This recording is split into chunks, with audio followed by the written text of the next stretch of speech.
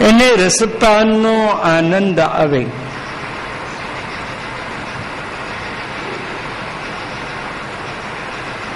ભગવાન સચ્ચિદાનંદમય પ્રભુના મુખમાંથી વેણુગીત નીકળ્યું એ પણ સચ્ચિદાનંદ સ્વરૂપ છે.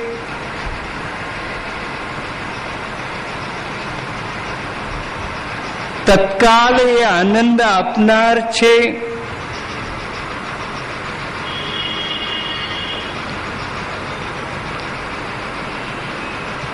અને ગાયોને બે પ્રકારના રસની અપેક્ષા છે પ્રભુ પાસે.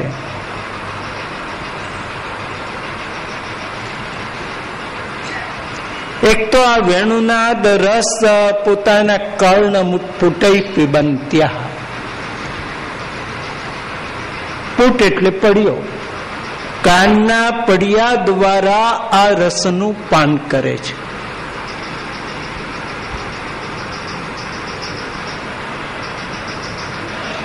આ નાદ બ્રહ્મ છે, એ રસ છે. કર્ણ પુટૈ પિબંત્યા.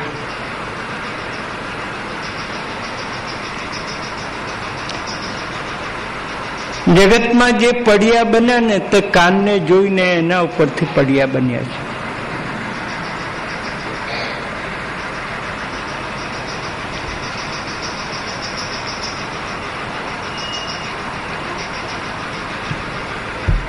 મુખ તો ઉચ્છિષ્ટ છે.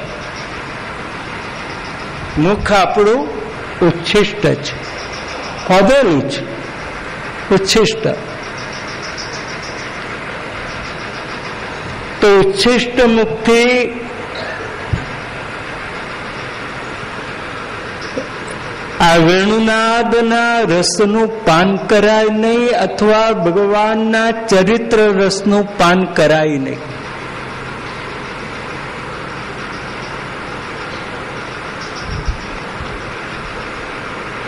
તેથી ભગવત ચરિત્ર રસ અને નાદ રસ એ કાનથી પીવાનું. શ્રોત્રૈક પ્રેયા, કાનથી પીવો એને.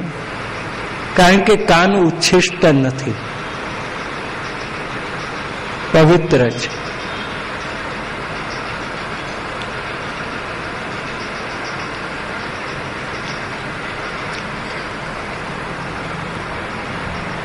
ભગવાનની કથા પણ કેવી રીતે શ્રવણ કરવી, તો કે કાનના પડિયામાં ભરીને પિબંતીએ ભગવત આત્મનસ્સતામ કથામૃતમ કર્ણપુટૈ સુસંવૃતમ. ભગવત કથા રસને કાનના પડિયામાં ભરો ને પીવો.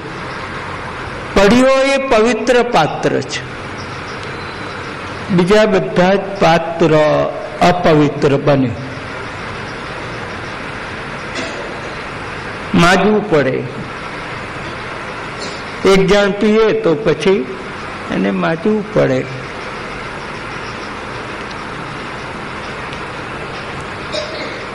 ઘણી વાર ઘણા લોકો એવું પણ કે આ ધાતુના પાત્ર કરતા કાચના વાસણ વધારે ચોખ્ખા.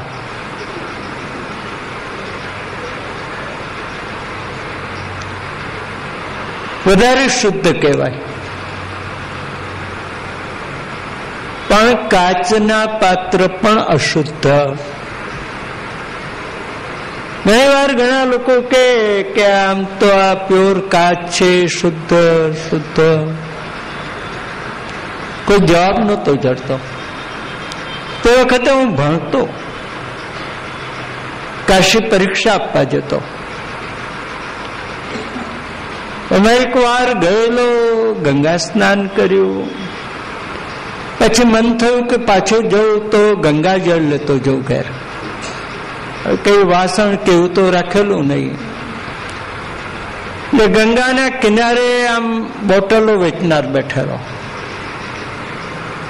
એની પાસે ગયો. મેં કહું બોટલ લઉં ને, બોટલમાં ભરીને લઈ જાઉં.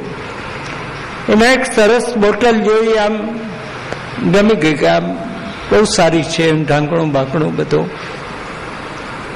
એની પાસે આમ લીધી તો કે આ મૂગી આવશે, આ એની નથી. મેં કોઈ લઈને તારે જે લેવું તો મને આપને બોટલ સારી છે.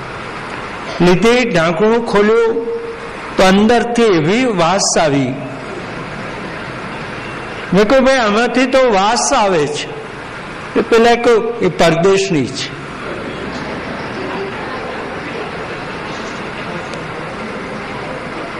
મેં કહ્યું પરદેશની બોટલમાંથી વાસ આવે એવું મેં કઈ સાંભળેલું નહીં. તો કે ના, તમે ધોઈ નાખો ને જતી રહેશે. એટલે સાબુ લઈને ગંગા કિનારે ધોવા બેઠો. અડધો સાબુ ખલાસ થયો પણ એમાંથી વાસ ના ગઈ.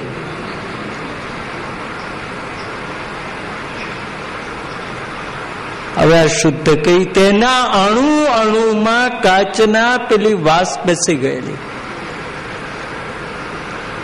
ધાતુનું પાત્ર હોય તો એને તપાવો એટલે વાસ જતી રહે.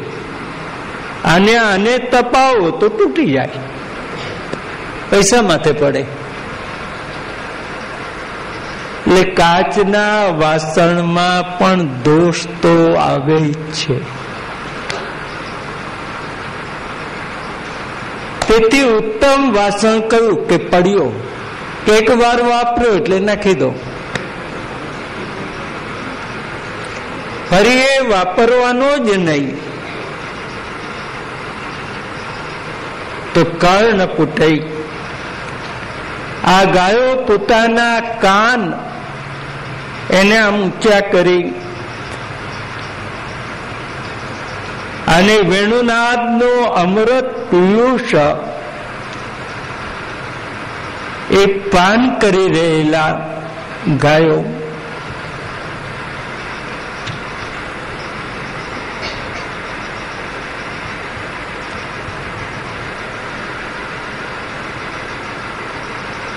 એ ગાયોને શું જોઈએ છે? ભગવાનનો સ્પર્શ મળે એને, ભગવાન એના ઉપર હાથ ફેરવે.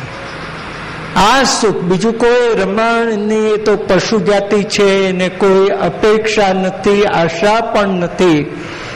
એકમાત્ર ભગવત સ્પર્શ માટેની એની એક તીવ્રતા, યાચના.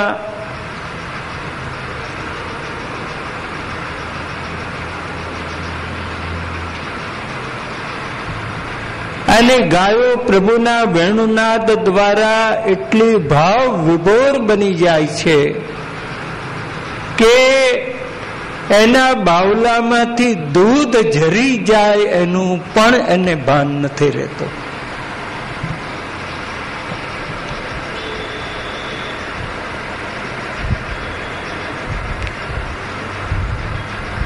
આ નિરોધ છે એનો.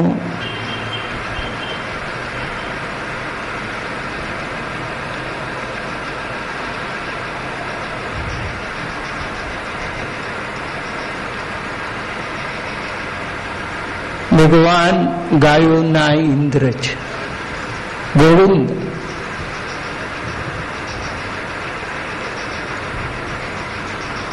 તેથી અહીં ગોવિંદ શબ્દ વાપરે છે.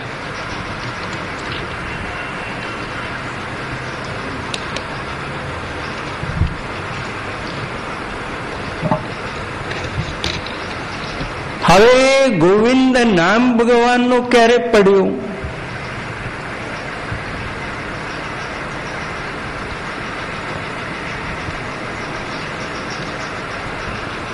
ઇન્દ્રમાન ભંગ લીલામાં.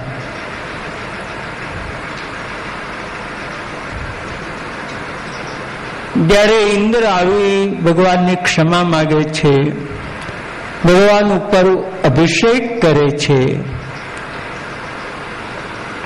ત્યારે આ સ્વર્ગનો ઇન્દ્ર એમ આ ગાયોના ઇન્દ્ર ગોવિંદ ઇત્યભાગ.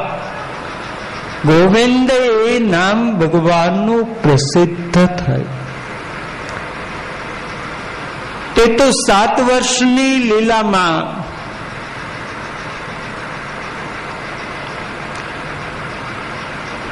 તે ગોવિંદ નામ જયારે ભગવાન પૂતનાને મારે છે ને ગોપીજનો લઈ આવે છે ને આમ રક્ષણના વિધિ કરે છે ને પ્રાર્થના કરે છે,